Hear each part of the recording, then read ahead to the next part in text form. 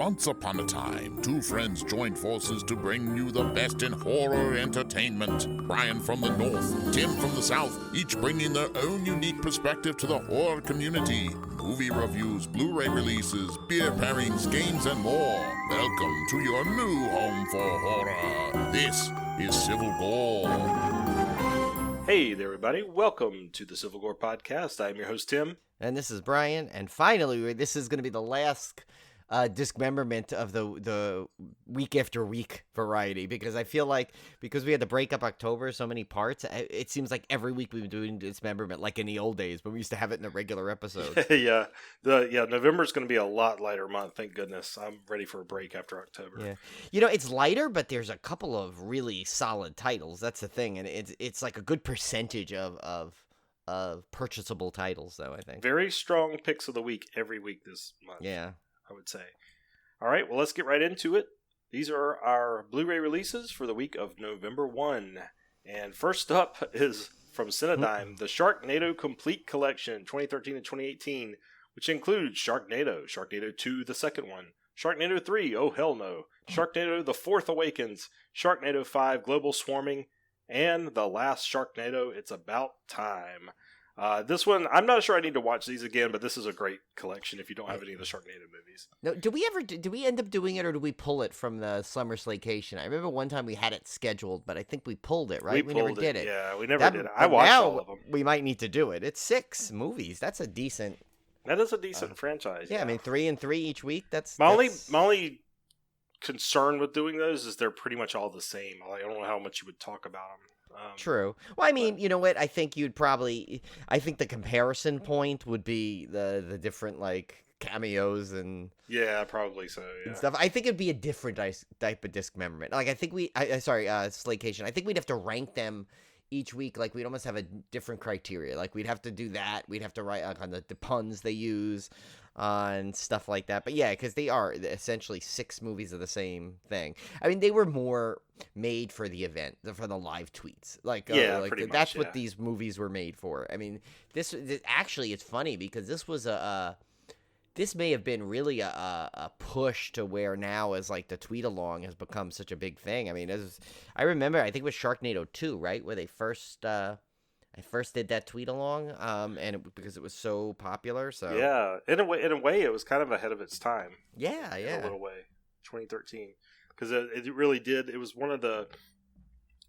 I guess there's always been B movies that were kind of poking fun, but that one was like super poking fun at the whole B movie phenomenon. Like, it was, along with social media, it just came at the right time. Where I remember when the second one came out, like, people at work were like buzzing about it, like, "Oh my gosh, Sharknado 2 is coming out tonight." Yeah, like I remember one of them I couldn't watch live, and I was so bummed because like I had I think I had to go somewhere, so I couldn't watch it live, so it wasn't the same. But yeah, I did. You know, I'm not gonna upgrade to this set because I have them all already on singles, and it does not look like they've added any kind of special features or anything. Yeah, but if you don't have it, it's probably a good pick. Like, to pick up, you know, if you don't have it. It's a fun series to have. It's probably not that expensive either. No, for all 6 movies. So, yeah, it might be something to look into. Next one is, I think this is a new one, Flicker Alley. Yeah, and we may have had them one time. They're fairly new publishers. I feel like this is something you'd find, it's like a little section at like a theme park, doesn't it? Like, yeah, it sounds like it'd be the Harry Potter section of. Yeah, like, wouldn't it? Universal. Like it's like we're going to Flicker Alley. You know, speaking of that, did you see that thing where the one girl does all the Harry Potter voices? Yeah, she's really funny. Yeah, she does it so good. Especially her Hermione is so dead on. It's scary. Like, she's got like the little vibration in her voice even that she does. It's pretty cool. But she does everything, like all the like all different characters. But yeah. But anyway, this has nothing to do with Harry Potter, except there is a theme park connection, which we'll get to. But this is called The Black Vampire, aka. We haven't had a good AKA in a while. El Vampiro Negro from 1953, and it's this clever feminist reworking of Fritz Lang's classic M focuses on the mothers of children stalked by deranged pedophile. So I guess not seeing a vampire in this title is probably correct. Is there actually a vampire? I don't know. I can't tell if the vampire is just like the creepy pedophile guy or if it's an actual vampire. I think it's more of a I think this one probably falls more on the thriller side. I don't think it's supernatural. Yeah, and I don't think it's an actual vampire. I think they're just Yeah. using the vampire tendencies in this, Right, like the yeah, like stalking, he's your stalking, prey. yeah. Yeah. It still looks cool. Like, it's really nicely shot. It looks really, for a movie this early, it looks really Yeah, it does. And like Tim and I both agreed, though, we didn't see really, like we said, we didn't see a vampire, but there's this really cool old Virginia Reel style coaster in there that like looks insanely fun. And I gotta find out, gotta do some research on where this, which park this is at, because this is one of those roller coasters that just don't exist anymore. I don't think anywhere. I mean, probably maybe because there's they one or killed two. too many people. Seriously, It because looks this thing dangerous. looks, yeah, this thing looks like it's like a, like literally like a voluntary death trap. I'm gonna do some research on it though, and we'll get back to everybody on this. I'm gonna like, even if I'll go to our source too, good buddy Dan, the t-shirt guy, because he'll know if there's any currently in existence as well, because and he'll know it off the top of his head. I won't need to. I'll need to sit there and like dig through. He'll just say, nope, it's at so and so park, and that's it.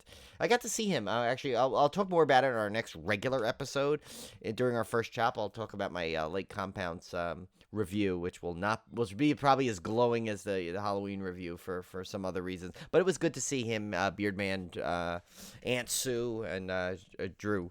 So I still had fun on that aspect, but the park itself had some questionable things going on there. But anyway, so this has a lot of good features here. It's got Introduction to El Vampiro Negro, the Black Vampire, by author, film historian. Oh God, you know what? We just didn't missed the catch film him. historian. Yeah. We did.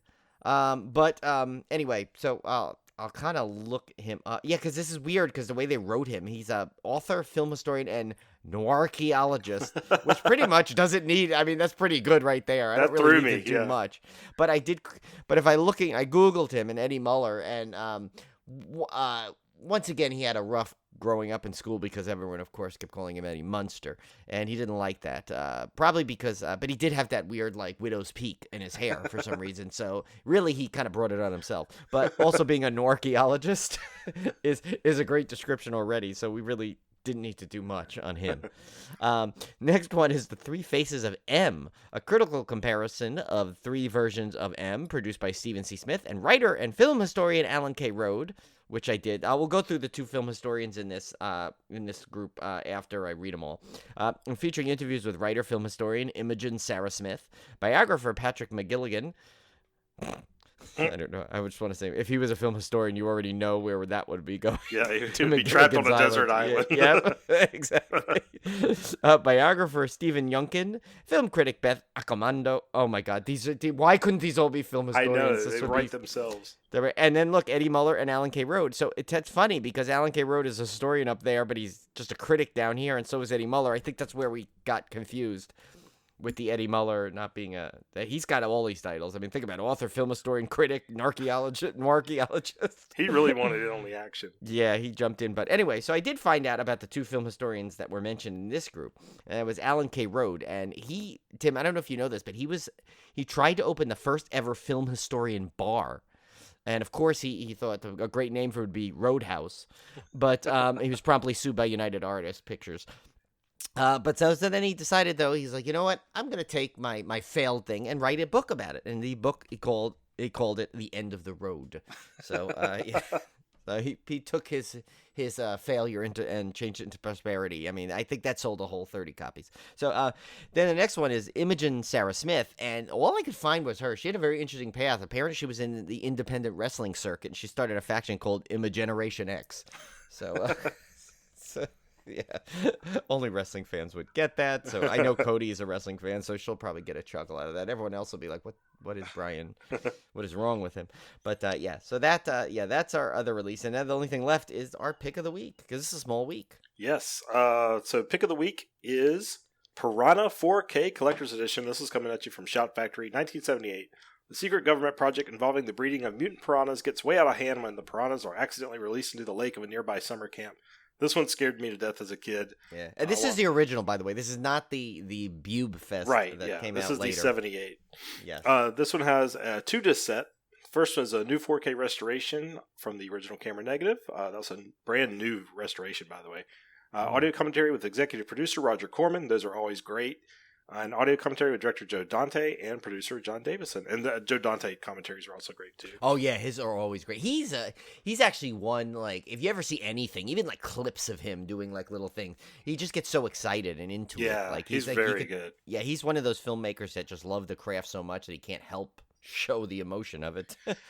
This too, we have a new interview with director Joe Dante, the aforementioned commentaries, the making of Piranha, interviews with Roger Corman, Joe Dante, and actors Dick Miller, Belinda Blasky, and more, behind-the-scenes footage, bloopers and outtakes, still galleries, behind-the-scenes photo gallery featuring photos from creature designer animator Phil Tippett's archives, additional scenes from the TV version, theatrical trailers, TV spot, and radio spots. That's a great disc. I'm going to get that one.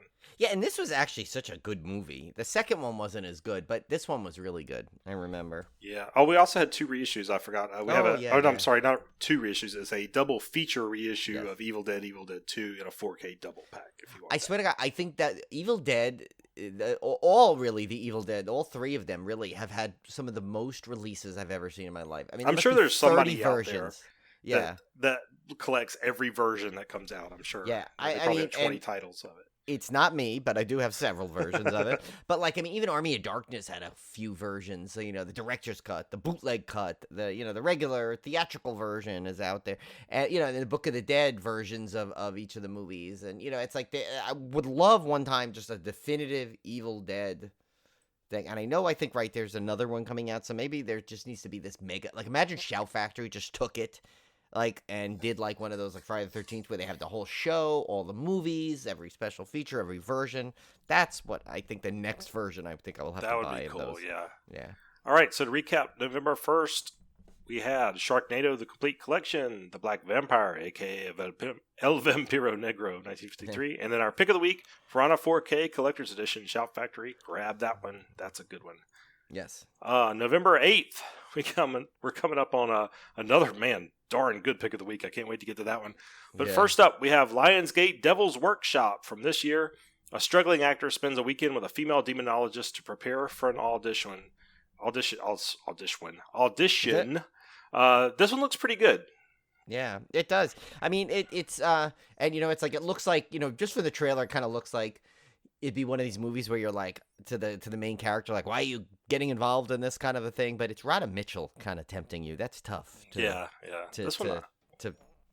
kind of refute those advances of Rhoda Mitchell. No extras on this one though. Yeah. The next one, I can't believe we keep finding these holiday horror titles that just keep coming, that we haven't heard of before. And like, this one is from Unearthed Films. It's called Christmas Cruelty with an exclamation point. So you got to yell that one. Says we follow a serial killer and his victims as they all prepare for Christmas in their own ways. What? As a victim, once you're the victim on this, how are you preparing it? I think Christmas preparation is off the table at this point, especially if you see this trailer. But this year, it doesn't matter if you've been naughty or nice. Santa is coming to town no matter what, and he knows where you live. So yeah, this kind of looks like almost like Tim said, it's sleazy and terrible, but he likes a creepy mask. There is that creepy mask that seems like to be reused in a couple of other Killer Santa Claus movies. Yeah, it's not a unique mask. You've probably all seen it. Yeah, I think in fact, the Silent Night, Deadly Night remake, like years later, used that mask. The one with the gun on the cover. It's like that one, I think, used it. But yeah, I mean, this looks kind of like it's almost like a torture porn meets Christmas Evil kind of thing. I don't know. We haven't really, I haven't been able to tell yet. But we were also, speaking of Christmas movies, though, we are toying with some kind of special thing we'll do this year for the Christmas season. I don't with the podcast, maybe a challenge of some sorts, but we haven't worked out the details. But pay attention. Yeah, we may get something fun in there. But anyway, this one actually is also billed the first Norwegian Christmas slasher. And the title seems perfect, basically, on this trailer, the Christmas Cruelty. I wouldn't be surprised if it's the only Norwegian Christmas Yeah, slasher. Probably, right? Well, what was that one we loved? Was that Norwegian, the one, Rare Exports? Was that Norwegian? I don't know if that's Norwegian or not. I could look because that one was one of my favorite holiday horror movies. Yeah, that one was great if you haven't seen it. But I don't know if that's Norwegian. But it's not really a slasher. No, it's not. Yeah, that's true. So that'd be the difference there. It looks kind of Norwegian based on the names, but I don't see a. Yeah, it might have been. Yeah, I don't. remember It's where one it of the was Nordic countries. Yeah, it's definitely a Nordic. There's a Nordic. I mean, Finland. That was Finland. a Okay. Finland. Oh, that's right. Yes, because remember what was the kids like pee or something? Yeah, Pee-pee? yeah, that one was Finland. But yeah, no, that's a great one though to see. By the way, if you have not seen it yet, it basically makes flips the script on the whole Santa Claus mythos. Yeah, that was a good one. Next up, we have from Epic Pictures, Among the Living from last year. Stranded in the aftermath of a deadly outbreak, a brother fights to protect his sister while he desperately searches to find refuge and avoid an infected population with a thirst for blood. So, Brian, it looks like you already saw this one. No, I meant like the trailer looks. Oh, alright. the trailer I'm looks sorry. alright, Yeah, like, the trailer looks alright. I have not seen this. Yeah. Yeah, it looks okay. I mean, it looks like a kind of your typical post-apocalyptic zombie-esque type thing. Which somehow it's so funny, right? Tim and I always said we're enough with the zombie movies, but yet, what's funny about it is that I end up still watching 4 zombie-esque movies in the horror challenge. They just end up coming out there, and it's funny. So it's like this, but like I think it has to kind of sneak up on me for me to really pay attention to it anymore. These zombie, because it's just so like that one. What was the one that I ended up watching where it was like I didn't think it was a zombie movie, but it was totally zombie-esque because they weren't the undead, they were just crazed kind of thing. And it's like I think seriously when I go back, I think it's 5 zombie or zombie-esque movies in this horror challenge, and it's so funny. I just keep picking them. But anyway, so brings us to our pick of the week, which is a good one of my favorites. I think we did an episode actually on this as well. Yeah, I couldn't remember if I'd watched it for the horror challenge or if we'd actually done an episode. We may have done an episode on it. I can't remember. Yeah, we did this one, and there was a you know what? There's a film music historian on this, but I didn't include him because he's a film music historian, and he's actually a musician. We've discussed him before. I don't know if he's listed here, though. I think we might have. Yeah, here he is. Okay, yeah, because he was in the movie Free Enterprise. That's why. Anyway, we'll get to that after, though. I skipped ahead. Anyway, here's of course it's Arrow is releasing Audrey Rose from 1977, and it's if you don't know the plot, it's Janice and Bill Templeton, a happily married couple, the parents of well-adjusted preteen Ivy. Their family security is disrupted by the arrival of a mysterious stranger, Elliot Hoover. At first mistaken for a potential child molester, Hoover explains that his obsessive interest in young Ivy is actually paternal. It is Hoover's contention that their daughter is the reincarnation of his own child, who died in a horrible accident. This information is dismissed out of hand, and then strange things begin happening. And of course, they don't mention it in there, but it's but the great Anthony Hopkins plays Elliot Hoover, and that was we always laughed because he kept going 100 rows, 100 rows. Yeah, 100 rows. But if you haven't seen it, it's a great movie, and this is a great edition. I already have it on order. I got it actually. I didn't pick it up from Arrow directly because Amazon had that half off sale, and this was included on it in the pre-order, so I jumped on it. Yeah, and if you like those, any kind of those 70s slow burn movies like The Omen or Rosemary's Baby, any of those, if you like that style, this is right up your alley. Yeah. No, this one has like it's definitely 70s. You can tell the time period. But anyway, this got a lot of good things on it. It's a new K restoration of the film from a 4K scan of the 35mm OCN, which is original camera negative for all those in the know. It's got a brand new audio commentary by film critic John Towlson. Faith and Fraud, a brand new interview with magician Adam Cardone. That's interesting. Magician on the thing. About reincarnation and the belief in Audrey Rose. That'd actually be a really cool doc. I'm actually going to look forward to watching that one. Then it says, Then and Now, a brand new featurette looking at the New York locations used in the film. I've Been Here Before, archival visual essay by Lee Gambin looking at reincarnation in cinema. And, of course, he's a film critic, but he's not listed as a film critic here now, so he's going to be passed by. Investigator, The Paranormal World of Frank DeFelitta, an archive interview with the author and scriptwriter of Audrey Rose. The Role of a Mother, an archive interview with Marsha Mason. And then The Hypnotist, Inside the Score for Audrey Rose, an archive interview with film music historian Daniel Schweiger. Since he's a music historian, we just, like I said, we left him be, but he is, if you want to see what he looks like, he's actually, and acts like he's in the movie Free Enterprise, which is one of my favorite fun movies, of course, which Tim still needs to see. I keep telling him he needs to see that, but it pulled off streaming, so now he's got to wait till it cycles back on. Theatrical trailer, image gallery, reversible sleeve featuring original and newly commissioned artwork by Christopher Shy. Oh, if only he was a film historian. First pressing only, fully illustrated collector's booklet featuring new writing by critics Kimberly Lindberghs and Johnny Maines. Why are they both plural? Ugh. Why are they both plural? Seriously, critics Kimberly Lindberghs and John Maines. That's so weird. Just to tempt you into making their biography, but you can't because they're only critics. I can't. I know. This is the worst month for that because there's so many I wanted to make. So to recap, the week of November 8th, we had Devil's Workshop from 2022, Christmas Cruelty, the first Norwegian Christmas slasher from 2013, Among the Living from 2021, and our pick of the week, Arrow's release of Audrey Rose, Packed with Extras, 1977. Go check that one out if you haven't. It's a great movie. Yes, and by the way, when you have it on your shelf, and someone walks up to it and they point it out, they don't go, Audrey Rose! You have to throw them immediately out. Yes, that's right. That means they are not true fans. Yes, they don't know what they have there. All right, next up, the week of November 15th, we got from Screen Media, Jeepers Creepers Reborn. The film unfolds as the Horror Hound Festival holds its first ever event in Louisiana, where it attracts hundreds of geeks, freaks, and diehard horror fans from far and wide. Among them is fanboy Chase and his girlfriend Lane, who is forced to come along for the ride. But as the event approaches, Lane begins to experience unexplained premonitions and disturbing visions associated with the town's past, and in particular, local legend, urban myth, the Creeper. As the festival arrives and the blood-soaked entertainment builds to a frenzy, Lane believes that something unearthly has been summoned, and that she is at the center of it. I thought the trailer for this looked really good, but the reviews have been... Oh it did, because it looked like it was at a haunt, like a cool horror festival. I'm like, oh my god, this looks actually really fun. But the reviews have been savage. They've been panning it. Yeah, and this is always that franchise that is always going to get that question because of the original director off-screen horribleness. But if you look at it, the franchise separate from that, which is, I know it's hard to do, and we've had this discussion plenty of times on here, but just again, it's an actually really cool premise and franchise in terms of story.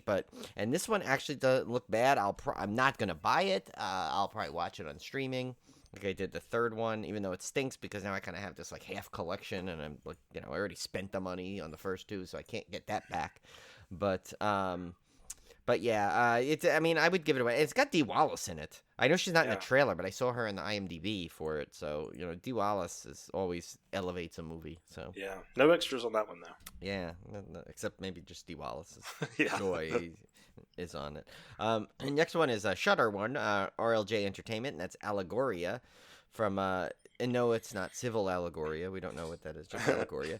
It's from 2022. It says a group of artists' lives become unwittingly entangled as their obsessions and insecurities manifest monsters, demons, and death. Yeah, Tim was dead on by saying no clue what's going on here, but it looks like it has some creepy scenes. It does. It definitely looks like it's watchable. It's only got, these RLJ ones are weird because they don't always have a lot of features, and sometimes the features just aren't announced, but then they appear when you buy the disc, I found out. Yeah, they're not really good about publishing their features ahead of time, and I can only go by what I have on hand.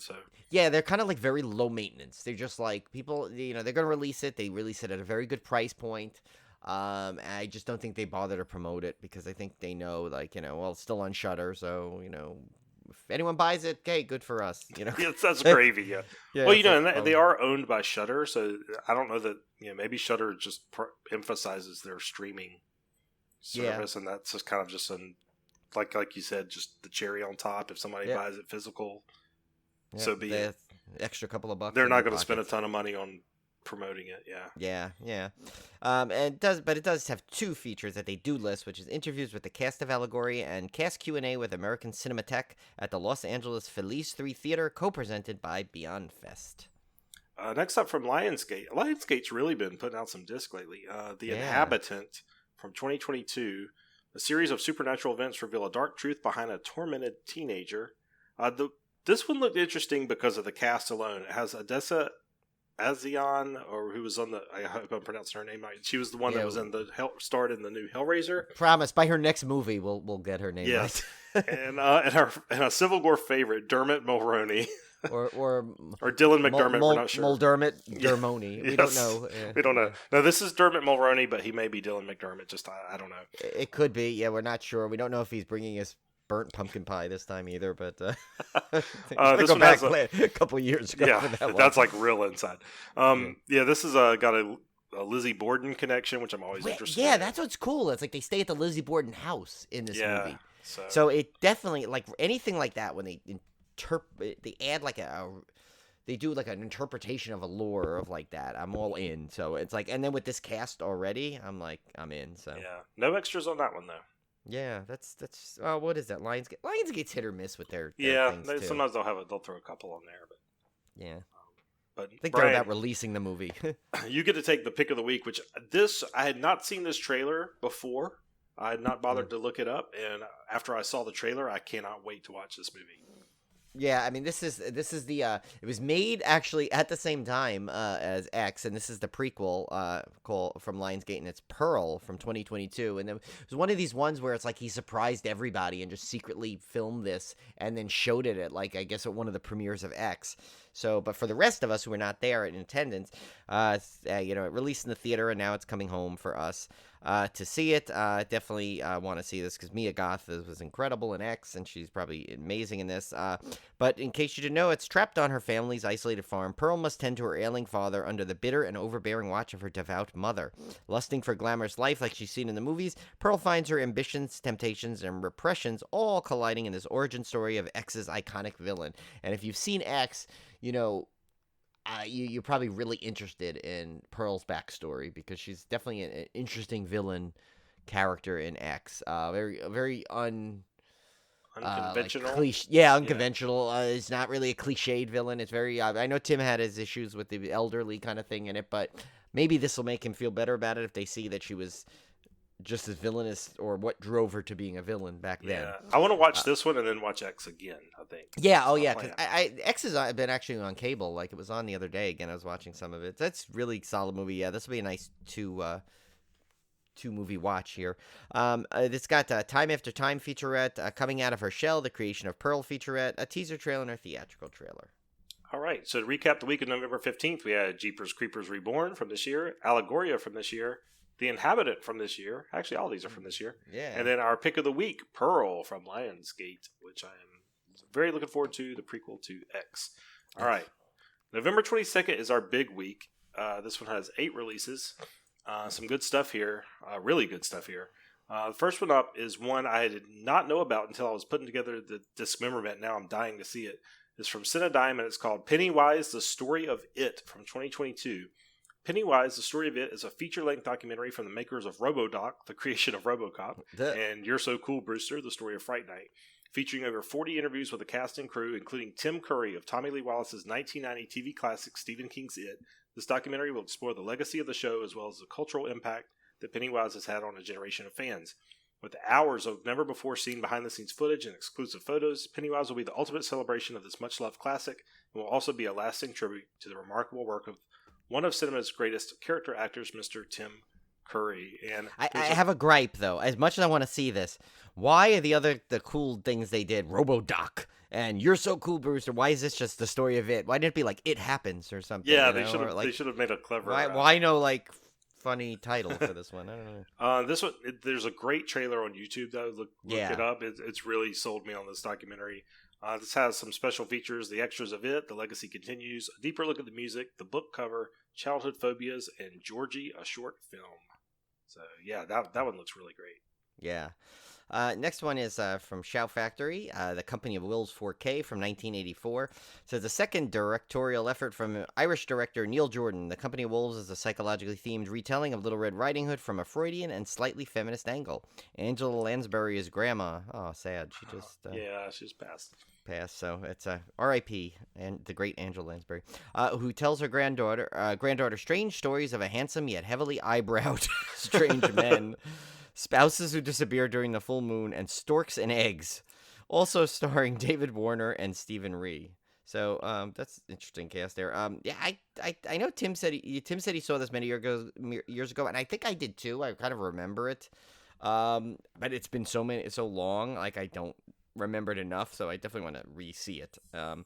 This one, so it's got Disc 1, a 4K Blu-ray, and it's got a brand new 4K restoration of the film from the original camera negative. New audio commentary with producer Chris Brown, actors Misha Borghese and Catherine Pogson. Audio commentary with director Neil Jordan, and then there's the disc 2, which is the Blu-ray, and it's got a new feature, Where the Fairy Tale Ends, Scoring the Company of Wolves, an interview with composer George Fenton. Every time I see Fenton, all I could think of is Wilderama, that 70s show with Fenton. He's like, yes, Fenton. Yes, Fenton. I don't know why. Anyway, it's Alice in the new documentary is Alice in Dreamland, an interview with actress Georgia Slow, theatrical trailer, TV spot, and still gallery. Next up from IFC Films was one of my favorites of the year. This was Hatching. A young gymnast who tries desperately to please her demanding mother discovers a strange egg. She hides it and keeps it warm, but when it hatches, what emerges shocks them all. No extras on this one, but if you have a chance to check this film out, I would definitely highly recommend it. It's a very cool film. I think it's still on Hulu, and this is one that like kind of escaped my radar. But remember Emily Sweet had seen it, and she had told us that she goes, "Oh, you guys got to go see this." 'Cause I guess it was out in the theaters in LA, so she got to see it, and she told us that you guys got to watch it. So of course Tim and I watched it right away, and we both loved it. It was definitely not in disappointment. It was full on. Just appointment. No, it was really good effects, good gore, good performances, creepy at points, but it was really good, solid film. So definitely check that out. If you're hesitant, see if you want to buy it first. Like I said, it's on Hulu now, so you can watch that.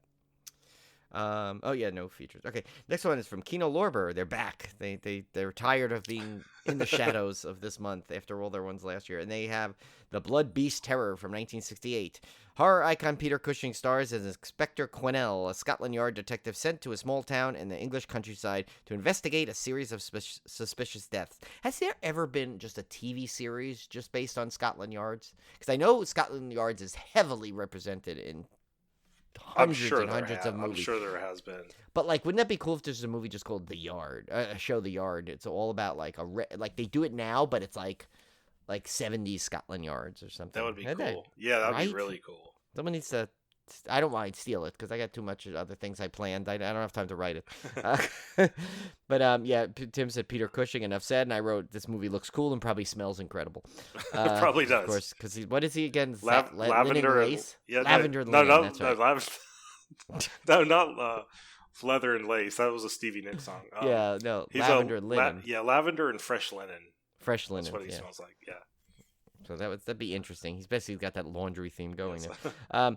So 2K restoration completed in 2012. It's a new order commentary by novelist and critic Kim Newman and writer-editor Stephen Jones. Theatrical trailer and reversible art. Next up is one that looks super creepy with the dumbest name, but it's I believe it's a Japanese film. From Media Blasters, it's called XD Hair Extensions from 2007. Very weird title. Very weird title. When a mortician discovers that a girl's mutilated corpse grows prodigious amounts of hair, he sells the locks to a beauty salon for use as hair extensions. But the dead girl's spirit has cursed the hair, which begin to attack the women who wear it. I can tell you, an American movie that was recently like that? There was a hair movie that was on Hulu. I never watched it, but this one, go check out the trailer, guys. I mean, if you think a movie about hair extensions can't be scary, go look at this trailer. It is really creepy. Because this hair extension does not just come out of the hair of the person. It comes out of all body parts, not even orifices, just and the parts effects of are the very body. well done. It's this one has the original Japanese and English audio tracks, behind the scenes featurette, deleted scenes, and original trailer. Yes. So the next one, speaking of kind of weird hair, I guess, Music Box Films brings us Medusa from 2021. Says, in order to resist temptation, Mariana and her girlfriends try their best to control everything and everyone around them. However, the day will come when the urge to scream will be stronger than it ever has been. And that is a horrible description for this movie, what you see. And even the trailer doesn't really give it like a full proper description. But anyway, I think this one is one of these ones that could go either way. Like, it could be like watchable, or it could just be so bad based off the trailer was done poorly, and the script into this is poorly. Like, why didn't it just say like she turns into Medusa, which you see at the end of the trailer? It boggles the mind sometimes, these marketing people. But anyway, no special features on this. So. Next up from Wild Eye releasing The Dead Girl in Apartment 3. This one was from this year. After recently moving to New York City, a young woman is horrified to discover that her roommate has died in their apartment under mysterious circumstances. After her body is taken away by the police, Laura soon feels an unsettling presence in the apartment and paranormal signs that she will soon be the next victim. With the help of a pair of New York City detectives, Dolores must uncover the secret behind her roommate's death before it is too late. The only thing I really noticed in this trailer was Adrienne King. Yeah. Back acting, so. Yes. Well, she was in actually, I saw her in a Friday fan film short where she came back as Alice, which, of course, anyone that's seen the franchise wonders how. But you know what? It seems like Friday the 13th, these fan films are bringing back everybody, no matter if they died or not died. So I'd love to see how they explain her coming back, but they don't. She just appears. But anyway, it works. But well, that'll work for remember we always wanted our Laura Marie Taylor fan fiction. Yeah. And I'm not going to say it on air, but I did come out with a great way how she can return. Oh, so, cool. Even with a little a total I don't know if it's a short film or a feature Friday the 13th that could just have her come back in, but I will talk to you off air about that. Sorry about the tease, everybody, but it came up, so I'll tell Tim about that later. Anyway, and this now brings us to our pick of the week. This is from Kino Lorber, and it's continuing Tim's collection here. It's Night Gallery Season 3, 1972 to 1973. Rod Serling presents tales of horror illustrated in various paintings.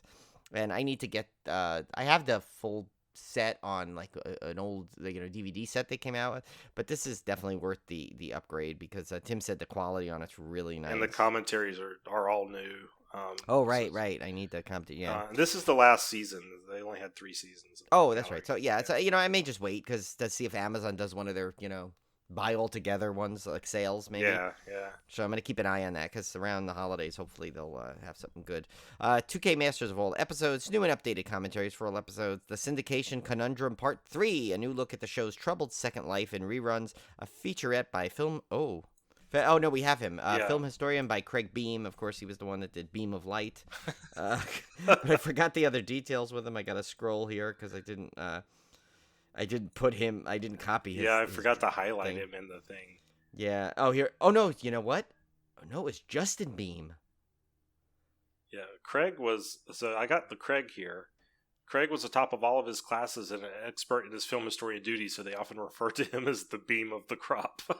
Oh, you did. Okay, he was there. Yeah, he was in there. He was in there. You found him. Okay, so there's 2 beams. Wow. Yeah, there's 2 beams. Two interesting. beams. You know what? If there's a third one, I already know he's gonna have a thing. He's gonna smoke a lot of weed and be baked beams. But yeah. So if you guys have not picked up the first season of Night Gallery, that Syndication Conundrum Part 3, Part 1 is on the Season 1 disc, Part 2 is on the Season 2 disc, and Part 3, of course, is on this disc. But it's a great documentary talking about how when they put Night Gallery into syndication, they had to chop some of the hour-long episodes down to 30 minutes. And they were and they do comparisons of what was cut and what wasn't cut and how it messed up the flow and messed up the plot lines of some of these. I mean, they really didn't care. When they put this in syndication, they really did a disservice to a lot of these episodes. So really, really fascinating. I was not expecting that to be as interesting as it was, but I'm looking forward to the other 2 parts of that. I forgot Season 2. I ended up not buying it. I put it on the Christmas list because I needed stuff to fill out my wish list. So hopefully I'll get both of those sets for this holiday season. All right, so to recap the week of November 22nd, we had Pennywise, The Story of It. That's a great documentary on the original It. The Company of Wolves 4K from Shout Factory, 1984. Hatching from 2022, one of my favorites of the year. The Blood Beast Terror from 1968. XD Hair Extensions from 2007. Medusa from 2021, and The Dead Girl in Apartment 3 from 2022. Our pick of the week, Kino Lorber's fantastic version of Night Gallery Season 3. Can't wait to pick that one up. And that brings us to our final week, which is a really light week to head into the holiday season. November 29th. First up, this one is crazy looking. It's from Discotheque Media. It's called Legend of Dinosaurs and Monster Birds from 1977. A Japanese village is menaced by a plesiosaur from the depths of the sea. Meanwhile, deep in a cave of ice, a prehistoric egg begins to hatch. The plesiosaur and the mystery creature hatching from the egg seem destined to clash. It's a classic Japanese kaiju movie, but it looks really, really fun. Yeah, these are always fun, no matter what kind of kaiju or what kind of monster it's about. They're always just a fun one to watch. No extras listed on that one, though. Next one is by Severin Films. They didn't want to be forgotten either. Mansion of the Living Dead from 1982. It says a group of vacationing waitresses visit a resort hotel in the Canary Islands, only to find that the former monastery's monks nearby have returned as living blind dead. That's kind of rotten. Like, you return from the dead, but you can't see.